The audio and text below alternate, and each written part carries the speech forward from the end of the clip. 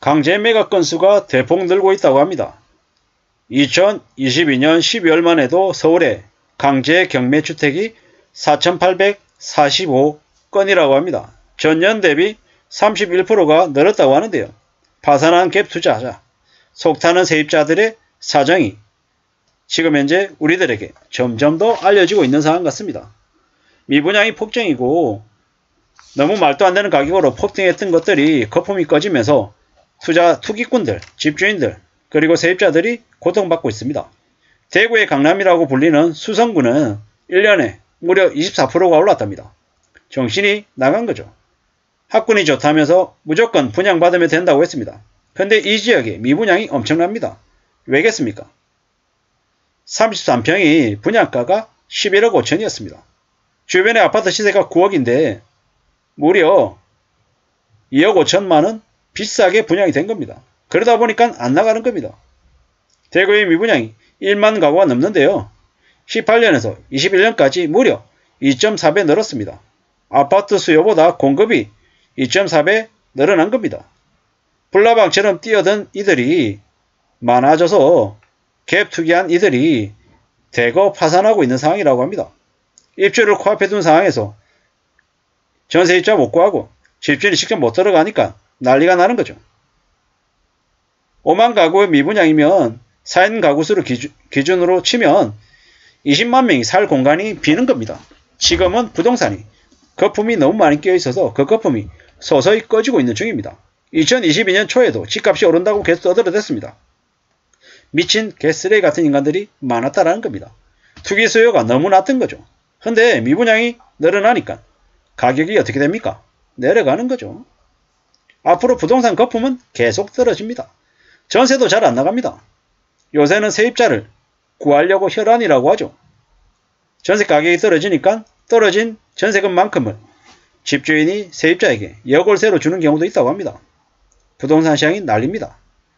지금은 대려 신혼부부나 예비부부들이 집값 하락을 반기는 중이라고 한답니다. 한국의 부동산 가격이 너무 많이 올랐죠. 실수요자들은 집값이 안정적으로 하락하기를 바랍니다. 근데 이 하락이 1년, 2년으로 끝나는 게 아니라 최소 5년은 간다라고 이야기하고 있습니다. 언제까지 간다라는 걸 정확하게 예측은 못하겠지만 지금은 대체로 집값이 내려가는 시기인 거고 하락장이 지속되고 있는 중이다라고 보면 맞겠습니다. 앞으로 3년가량은 집값이 계속 내려가고 그 이후에는 정체기가 계속 올 것 같습니다. 최소 몇 년간, 3년간은 집값이 계속 내려갈 것 같습니다. 파산과 몰락이 점점 심해진다라고 보면 맞겠습니다. 앞으로 많은 사람들이 파산하게 됩니다.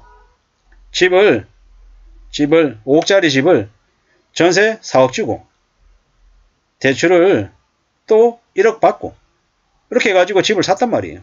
근데 갑자기 집값이 5억이었던 게 4억으로 떨어져요. 전세 가격은 3억이 돼요. 그럼 어떻게 됩니까? 1억이 부족하잖아요. 1억을 돌려줘야 되잖아요. 세입자한테. 근데 못 돌려주면 어떻게 됩니까? 그럼 이제 난리가 나는 거죠.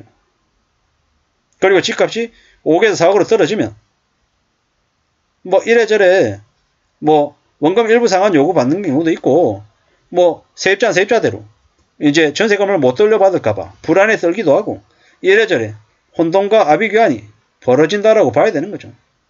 이러한 일을 누가 책임지겠습니까? 그동안에 이전 정부에서 집값을 거품을 잔뜩 끼게 만든 탓에 대한민국의 부동산 관련해서 아수라장, 시옥이 펼쳐진 겁니다. 앞으로 많은 이들이 망가지고 몰락하고 야반도주하고 쌩 난리가 난다라고 하죠. 100세 시대입니다. 은퇴가 빨리 온다고 하는데 은퇴 이후에 수십 년을 어떻게 살겠습니까? 저렇게 무리하게 투기해가지고 빚진 사람들이 삶을 제대로 살아갈 수 있겠냐라는 거죠.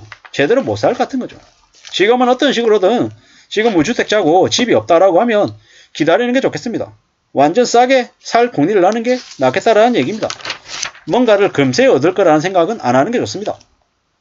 체력을 기르고 건강을 챙기고 착실하게 차근차근하게 움직여야 되겠습니다. 그것 말고는 길이 없다라는 얘기입니다. 남들보다 조금 느려도 괜찮다라는 마음으로 남들보다 내 처지가 조금 모자라도 지금 이제 내가 생각하고 있는 내 수준에서 감사하면서 그러면서 삶을 잘 지켜나가야 되는 거죠. 너무 욕심부리고 너무 큰 돈을 벌겠다고 탐욕을 부리면 어떻게 됩니까? 인생이 그냥 나락으로 떨어진다라는 겁니다.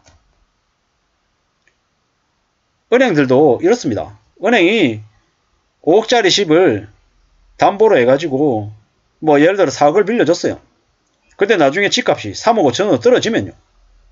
빌려준 4억 중에서 1억이나 1억 5천 일시에 갚으라고 얘기합니다. 그러면 대출자가 만약에 못 갚으면 어떻게 합니까?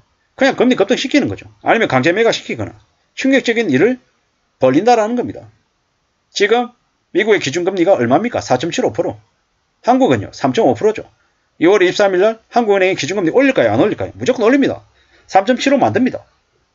한국이 기준금리의 상한선이 3.75다. 누가 그렇게 장담합니까?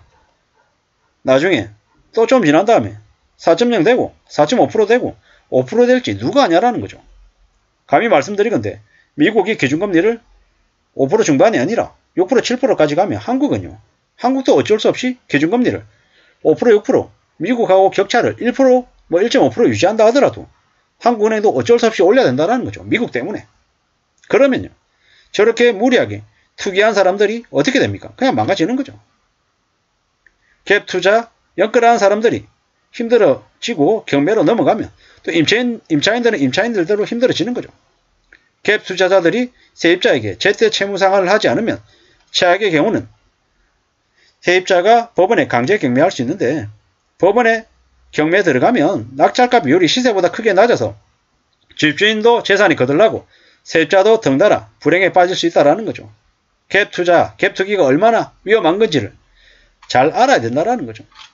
이러한 일들이 앞으로 계속 벌어진다 라고 보면 맞겠습니다. 우리가 나는 갭 투기 하지 않았고 나는 그냥 세입자인데 내가 왜 이런 일을 겪어야 되지 라고 억울해하는 사람들 되게 많을 거다라는 겁니다. 앞으로 함부로 전세를 들어가는 것도 안 된다라는 거죠. 신중해야 되고 또 두려워해야 된다라는 겁니다. 보증금 있는 월세가 전세보다 훨씬 더 안전한 건 아닌가 라고 생각하는 사람들이 점점 많아집니다. 그러다 보니까 전세를 들어가는 걸 꺼려하는 거죠. 어쩌면 이게 좀 더 현명한 모습일 수도 있겠다라는 겁니다. 지금 전세 사기가 전국을 횡행하면서 다니고 있는 게 지금의 부동산 시장입니다. 나쁜 집주인들 때문에 세입자들이 피해보는 경우도 많다라는 거고요. 강제 매각돼서 뭐 집주인도 세입자도 다 힘들어지는 경우도 있더라는 겁니다. 부동산 거품이 만들어낸 민낯입니다. 문재인 정부, 문재인 대통령이 만들어낸 부동산 지옥이다라는 말씀을 드립니다.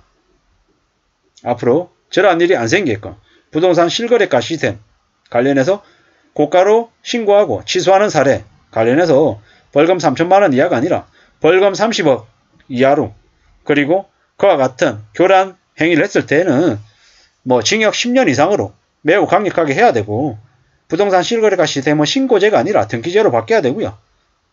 뭐 전세자금 대출 뭐 3억 5억 7억 해주던 건 전세자금 대출 제도 자체를 없애야 된다고 생각합니다.